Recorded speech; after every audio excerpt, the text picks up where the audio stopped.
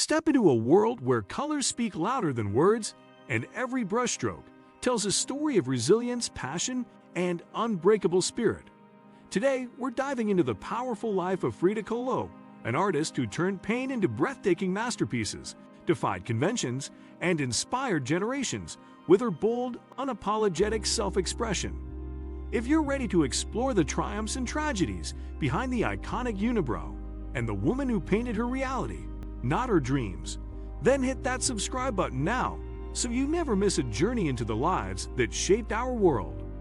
Frida Kahlo, born Magdalena Carmen Frida Kahlo I Calderon on July 6, 1907, in Coyoacán, Mexico City, emerged as one of the most iconic and emotionally evocative painters of the 20th century. From the very beginning of her life, Frida's world was steeped in complexity culturally, emotionally, and physically. Her father, Guillermo Kahlo, was a German immigrant and photographer, while her mother, Matilde Calderon I Gonzalez, was of indigenous and Spanish descent. Growing up in the Blue House, or La Casa Azul, which would later become her museum, Frida was surrounded by both European intellectualism and Mexican traditions, forming the rich backdrop against which her art would bloom. As a child, Frida was spirited, intelligent, and a bit rebellious, with a mind that questioned norms and a heart that yearned for more than the ordinary. At the age of 6, she contracted polio, which left her right leg thinner and weaker than the left.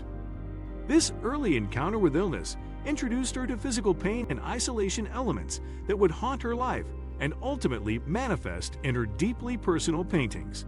Determined to defy her limitations, Frida threw herself into academics, dreaming of becoming a doctor, until a life-altering accident redirected her path entirely. On September 17, 1925, a fateful collision between a bus and a streetcar forever changed Frida's destiny. She was impaled by a metal handrail, fracturing her spine, pelvis, and legs in multiple places. The traumatic injuries required numerous surgeries and months of immobility, confining her to bed and shattering her dreams of becoming a physician. In that silence and stillness, her spirit reached for expression, and painting became her refuge. Her father gave her a set of paints and brushes, while her mother commissioned a special easel that allowed Frida to paint while lying down. A mirror was mounted above her bed so she could study her own reflection. In those early self-portraits, she began to articulate her suffering, resilience, and identity, developing a style marked by vivid color, raw emotion, and symbolic imagery. These paintings were not mere representations of her likeness. They were visual autobiographies, bearing her inner wounds for the world to witness. With every stroke, Frida translated agony into artistry, turning the canvas into a sacred space where pain became poetry. In 1929, Frida married famed muralist Diego Rivera, whose larger-than-life presence both uplifted and tormented her. Their relationship was tempestuous, passionate, and often fraught with betrayal. Diego's infidelities, including one with Frida's own sister, devastated her, yet their bond endured through mutual respect and a shared love for Mexico's indigenous culture and revolutionary ideals. Frida's art evolved under Diego's influence, but remained unmistakably her own introspective, surreal, and deeply symbolic. She painted not what she saw, but what she felt, delving into themes of identity, gender, fertility, and mortality. Her experiences with multiple miscarriages became haunting motifs in her work, turning reproductive loss into visual allegory. As her fame grew, Frida developed a persona as vivid and colorful as her paintings donning Tijuana dresses, elaborate jewelry, and flowers in her hair, embracing her mestiza heritage while asserting her uniqueness in a male-dominated art world. Though she suffered deeply, she painted with unwavering truth, declaring, "I never paint dreams or nightmares. I paint my own reality." Despite her chronic pain, Frida traveled and exhibited internationally, captivating audiences in New York, Paris, and beyond. She mingled with artists and intellectuals like Pablo Picasso, Marcel Duchamp, and André Breton, who called her work a ribbon around a bomb. Yet while surrealists embraced her, Frida rejected labels, insisting she was a realist painting life as she experienced it. Her health deteriorated in the 1940s and 1950s, leading to more surgeries, infections, and ultimately the amputation of her leg. Confined again to her bed and wheelchair, she poured her suffering into increasingly intense and tragic imagery. Her final years were marked by physical agony and mental anguish, yet she persisted in her work and activism. Her last public appearance was in 1954 at a demonstration protesting U.S. intervention in Guatemala. Just days later, on July 13, 1954, Frida Kahlo passed away at the age of 47. Her cause of death officially listed as a pulmonary embolism, though some speculate it may have been suicide. Her legacy, however, endures resurrected through her diaries, her iconic paintings, and the millions she continues to inspire. Frida Kahlo was more than a painter. She was a force of nature who dared to live authentically in a world that demanded conformity. Her art remains a testament to the resilience of the human spirit, the unbreakable bond between suffering and creativity, and the beauty that can be found even in the darkest corners of existence. The Blue House, now a museum, draws visitors from around the globe who come to witness the traces of her life and genius. She painted through pain, not to escape it, but to illuminate it, to give voice to the unspoken and beauty to the broken. Through each brushstroke, she immortalized her truth, creating a visual language that continues to speak to generations about love, loss, strength, and selfhood. Frida Kahlo's story is not only about art, it is about courage, endurance, and the profound power of embracing one's scars. Frida Kahlo's life after death became an even more vibrant and widely recognized canvas, painted with the admiration of millions and the echo of a legacy that would transcend art. In the decades that followed her passing, Frida emerged as a cultural icon, her image replicated across fashion, murals, literature, cinema, and political discourse. Feminists championed her as a symbol of female strength, independence, and defiance against patriarchal norms. LGBTQ+ communities found in her a mirror of their struggles and complexities, as Frida had openly loved both men and women in a time when such confessions could destroy reputations. In Mexico, she was embraced as a national treasure, a woman who wore her culture with pride and wove it deeply into her creative expression. While Diego Rivera had been the more celebrated artist during their lifetimes, the world eventually caught up to Frida's brilliance, realizing that her works, intimate, courageous, and haunting, spoke of an emotional depth that few artists dared to reach.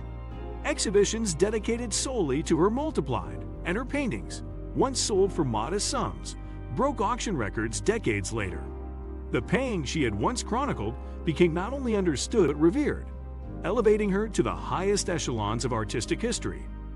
Throughout her body of work, Frida's obsession with duality is unmistakable: life and death, joy and sorrow, strength and fragility, femininity and masculinity. Nowhere is this more evident than in her famous painting, The Two Fridas, where she sits in duplicate, one heart exposed and bleeding, the other holding scissors as if to sever pain itself. That painting, like so many of her pieces, wasn't just a depiction, it was a declaration. A declaration that human emotion could be as vivid and raw as any still life, that physical suffering could be transformed into color and form, and that art could be an act of survival. Her ability to intertwine symbolism with honesty gave her an unparalleled voice, especially in a time when women's roles were often relegated to the domestic or decorative. Frida disrupted that expectation with every painting she produced, proving that a woman could be the subject, the storyteller, and the canvas all at once. She made herself the epicenter of her art, not out of narcissism, but necessity. She understood that no one could illustrate her pain better than she could, and so she turned the brush inward, revealing her most vulnerable truths. As years rolled on, the modern world began to rediscover her not only through museums and galleries, but through the digital lens of popular culture.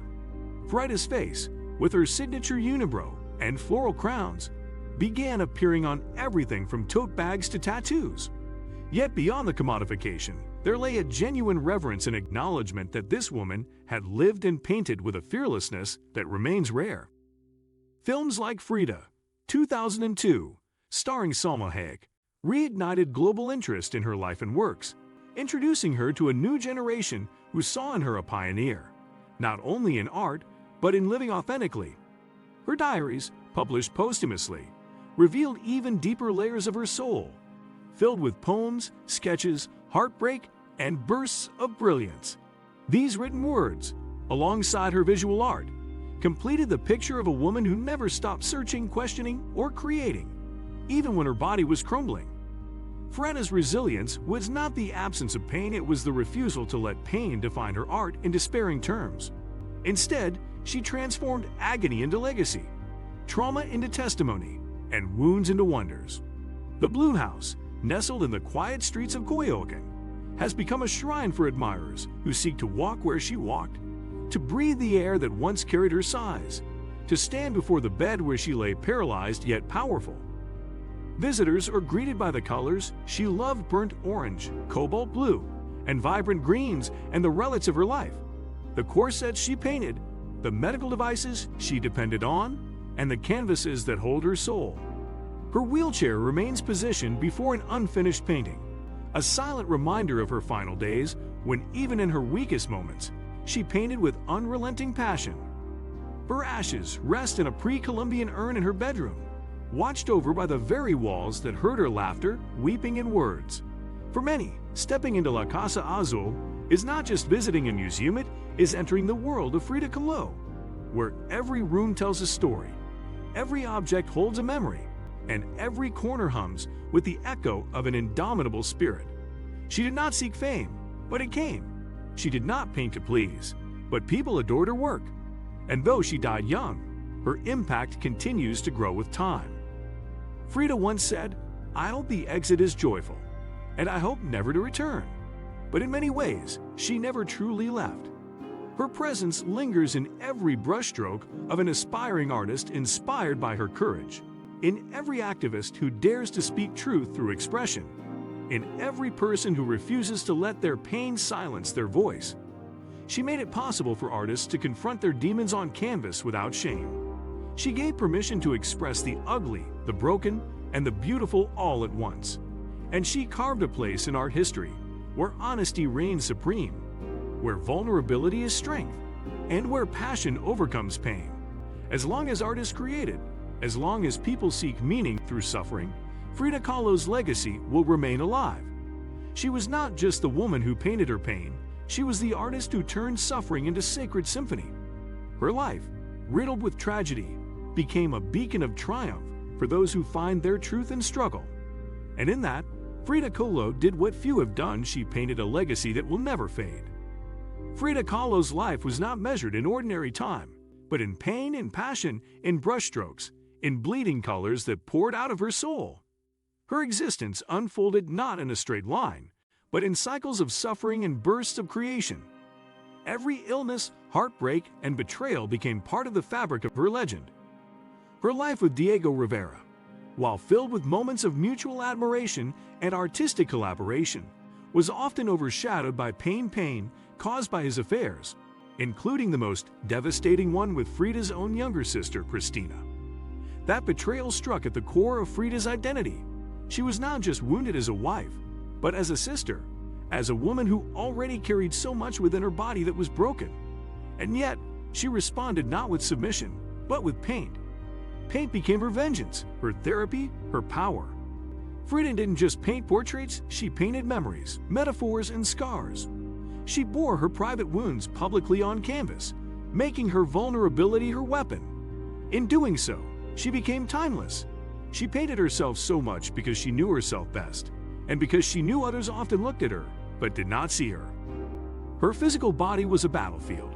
From the bus accident in 1925 to the countless surgeries that followed, her spine was pieced together with metal, her pelvis reconstructed, her leg amputated, and her mobility often robbed by disease. She wore plaster corsets, some plain, some painted with symbols of birds, lightning, and broken columns to hold herself upright. They were not just supports, but canvases too, extensions of her artistic soul. Her studio was not a separate space, it was wherever her bed stood.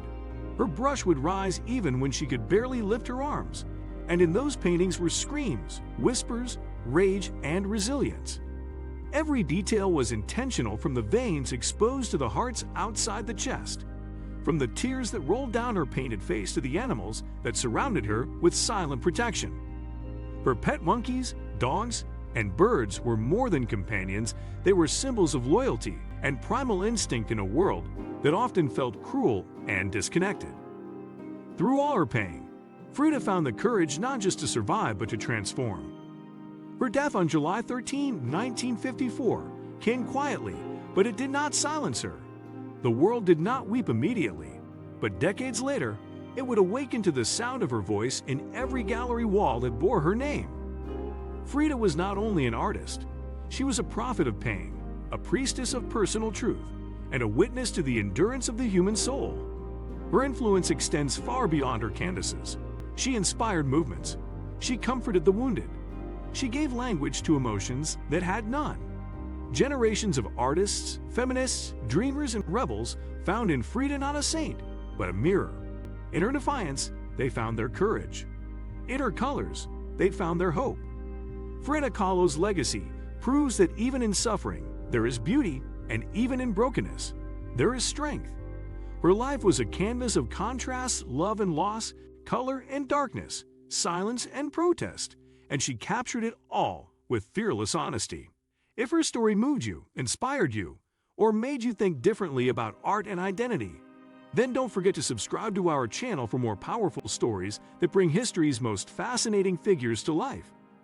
Leave a comment below to share what touched you most, and remember, art is not just what we see, but what we feel. See you in the next video.